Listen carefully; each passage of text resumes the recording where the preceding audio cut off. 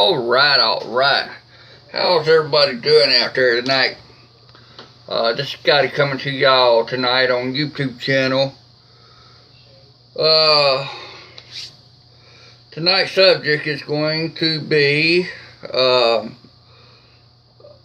couple of my viewers out there was asking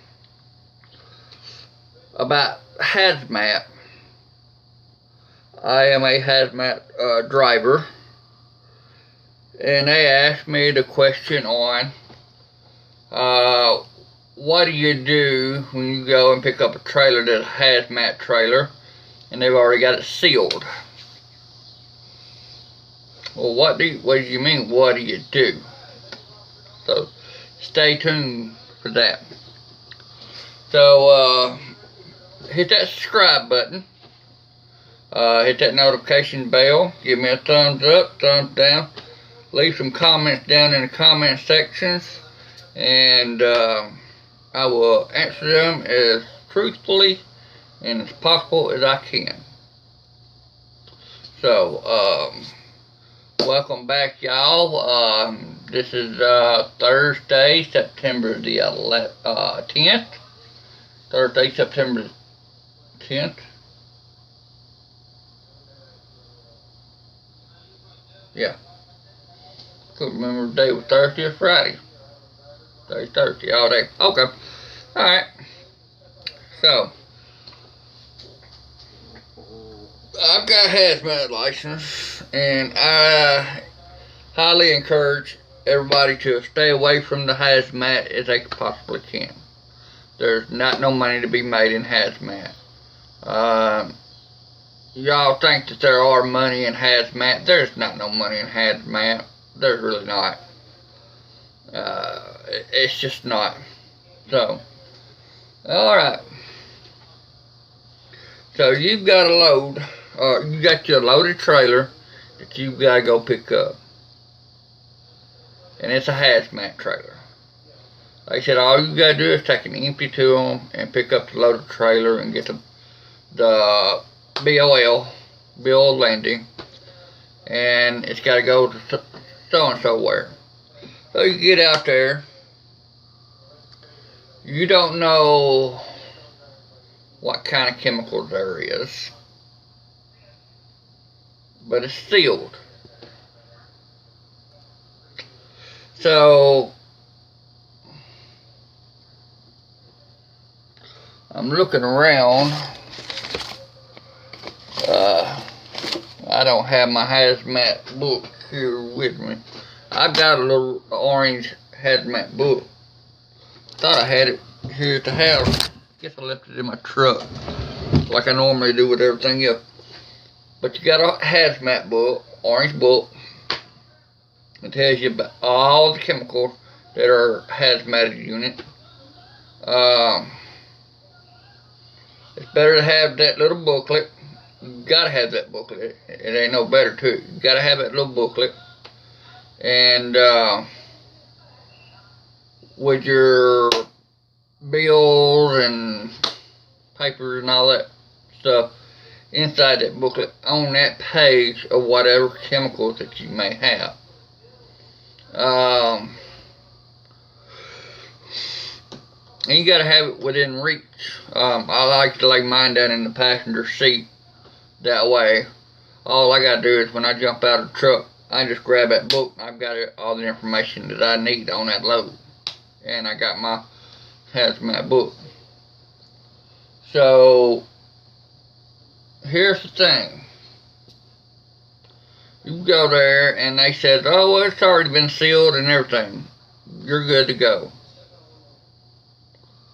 Once you sign your name and your company name and sign off saying that that's yours, that trailer is now yours. It's your responsibility. You pull into a weigh station and they're like, okay, what you hauling here? You know, they pull you in and they want to see all the information. You hand them a hazmat book and everything. They was like, oh, okay. This guy knows what he's doing. He's ready for the big time. He's ready, you know. So you give him the big book with all your papers and stuff. And he goes over everything. Everything looks good. He says, alright, go right down here and pull into your right. I'll be right behind you. I'm going to inspect your trailer. So you get around there, pull around there. You know, you're all excited because he's liking how you have your stuff together. So he's actually loving it. You just think it's going to be a breeze. Well, you get out there, and you know, he's got a form. He says, alright, I've got this piece of paper. I'm going to sign my name. I'm going to date the time and write the trailer number down and saying that I broke the seal to check the load securement. Okay? Alright, sure, you know, no problem. And then you have to sign off on it saying that he did. But here's the thing. Once they break that seal and open that back door, and all they see is some 2x4s at the bottom of a 55-gallon drum. Your trailer's full of it. All it is just 2x4s down at the bottom. That is not a securement. That is not a securement. And you've got about, I don't know, 10, 15 foot left on the back of the trailers. Well, you're automatically getting a ticket that's on you. That ticket is on you. But they told me back at the yard, your receivers will tell you anything, your shippers will tell you anything and everything to get you hook that trailer up and get the heck out of the yard. Once you're off that yard, it's all on you. So now you're not allowed. You're now placed out of service. You're not allowed to drive that truck anywhere until you secure every single one of those drums. So, well, if you got a 2x4 down on the bottom of it, well, that's considered secured. No, that it is not. And I'm going to explain to you why. So you're driving down the highway. Extremely flammable chemicals. Okay, you're riding down the highway. You hit a bump a little bit too hard, or you went around a curb a little too fast, or you made a turn too sharp. You know, there's all kind of factors that plays into this reason a drum can turn over.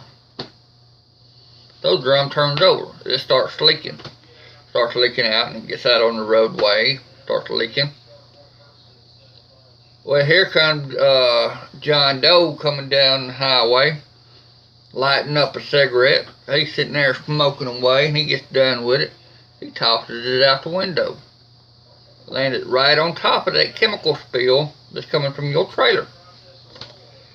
Now you got a whole line of going down the interstate, big old fireball following right directly in behind you.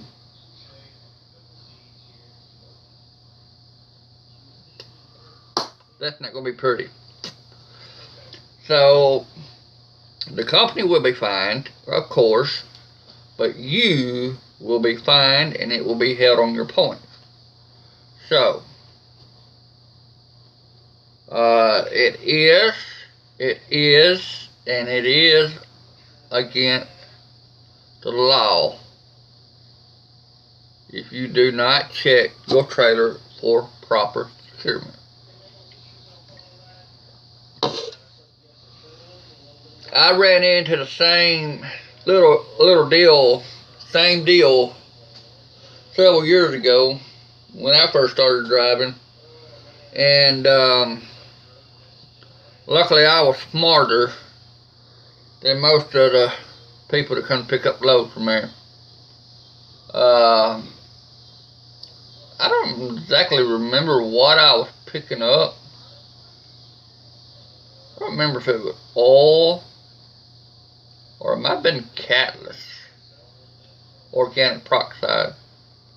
I don't remember what it was that I picked up. It's been too long ago. I went in there and I picked to the shipper and told them who I was and what company I'm with, and they said, "Oh yeah, your trailer's out there on the back dock ready to go. I got the seals and everything for you." Okay. I'm gonna have to pop that seal and check for my load secure. "Oh no, it's all good. You ain't gotta pop it." Yeah, I've gotta pop it. Because what your guys do and what you do are two different things. Now, me as a truck driver and you as a shipper and your guys are three different things. So, I've got to pop that band. And he said, "Well, I'm not responsible for reading that thing." I said, "Well, if it's not properly secure, this trailer will be backed up to the dock and y'all will properly secure it." "Well, okay, well." So, apparently, I went out there and it was a mixed load is what I remembered that it was a mixed load. And that's exactly what it was. And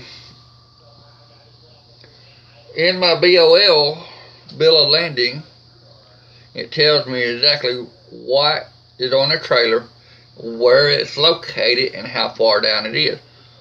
That's another issue that a lot of people have that I find that the shipper has to reorganize the trailer if it's not compared to what it is on the BOL, bill of landing. It was showing that the chemicals that I had were directly in the middle of the trailer. Okay, so, I get on there and I look. Sure enough, the barrels were strapped to the wall, secured, nice. The whole trailer was decked out nice. I went back, closed the doors, put padlocks on it myself, and rebanded it, and told them thank y'all and good job for what they did. Pay attention to your load and your load securement, because if that load is not secure, especially hazmat is worse things you can grab a hold of, and when you get on a scale house or the DOT stops you, if you've been a truck driver and you thought it was bad when they got you, you pull a hazmat trailer, you have not seen the end of it there. You pull a hazmat trailer, pull in DOT weigh station, whatever you want to call them out there, things are about to get ugly. So it's very important that you cover your ground and your butt out there, and be safe. I'm out there driving. I've got my families out there in the regular four-wheelers, what we call them. You got your families out there in four-wheeler cars. Other people that's not your family, we have to be safe out there. And I pulled into a weigh station. This is actually 9/11 week. I think it went in effective yesterday. I think some of them started back early into Monday, but I think everybody pretty well got into it as of yesterday. Scale houses. Portable scale houses all over the world. I pulled in to this scale house, and there's this dump truck. Had a skid steer on the back of it. Okay, wasn't not so bad about it, but this guy got himself put out of service, had to have a tow truck tow him out of there, simply because he did not do his pre-trip inspection. Now, all that could have been prevented. A pre-trip inspection could have kept him on the road, but he did not do a pre-trip inspection, and I'm sure that he got cited for that. I was talking to him, and I've actually knew, I mean, I didn't know the guy, but I've heard of him, and he should have known. So he pulled up into the weigh station. The DOT goes down through there, inspects everything, comes back, tells him that you need to call a tow truck to come get you because you're out of service. Well, he gets all excited. What? Why? You know, well, come on over here and we'll talk about your violations. One, he had a crack in his rims by the lug nuts. That one citation. The second citation was his leaf springs. One of them was busted. And there were several others that looked bad, but they wasn't busted. He only had one that was busted. And his steer rod pin was loose.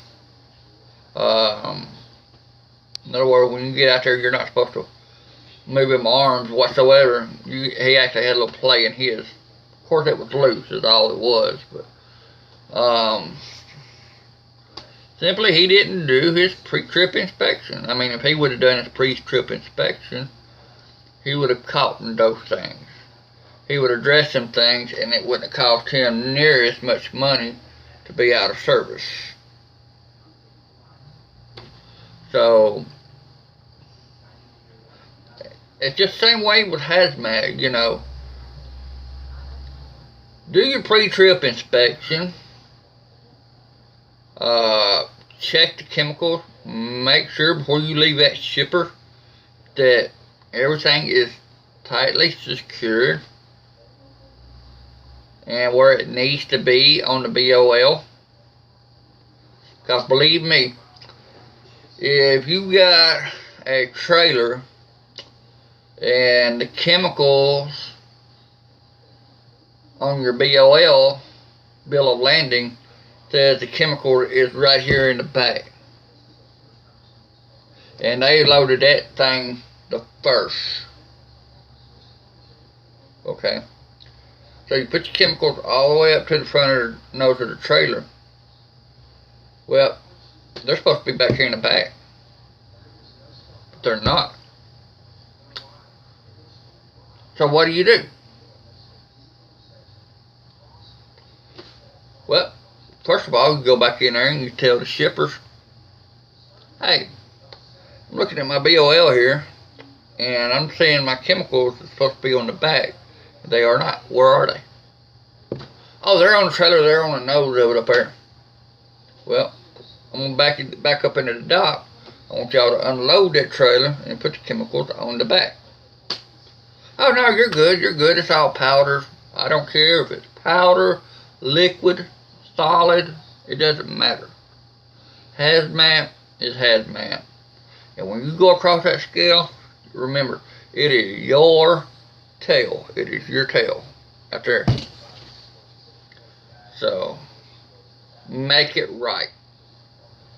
Make that BOL line up with it. Now, if it's been toilet paper, or if it's been cardboard boxes, or if it's been something styrofoam, something simple, you ain't got no problem with that. But hazmat, you better be on the step. You better be on them toes.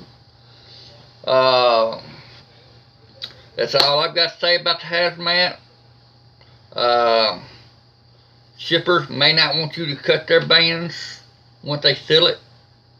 But hey, remember, you're the one driving that 18-wheeler. You're the one that's pulling that trailer. And when you go into the scale house, it's on you. It is on you in that scale house. So be safe out there. Cut them bands. Inspect that load. That's all I've got for you. Make sure you hit the subscribe button. Thumbs up, thumbs down. Leave some comments down below on your experience with hazmat. I like to hear them, because I don't play games when it comes to trucking, and neither does DOT. And I don't want to give them no more of my hard-earned money than I have to. Right? So y'all stay square. Be safe out there. Hit that subscribe button. Appreciate y'all. We'll see y'all in the next run.